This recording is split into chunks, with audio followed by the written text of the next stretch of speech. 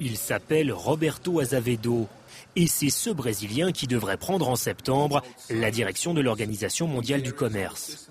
Une surprise, car son rival mexicain, Herminio Blanco, soutenu par les États-Unis et l'Europe, partait favori. Mais plus proche des pays du Sud, le candidat brésilien pourrait contribuer à débloquer les négociations à l'OMC. Le choix de M. Azevedo est utile pour l'organisation, étant donné qu'il a quand même le support du Sud et une grande partie aussi du Nord, tandis que le candidat mexicain était plutôt le candidat du Nord, et ça aurait créé de nouveau ces tensions entre le Nord et le Sud qui ne sont pas très utiles pour la négociation. Il faut dire que l'OMC est aujourd'hui au point mort, bloqué par des positions souvent irréconciliables sur les enjeux du commerce mondial.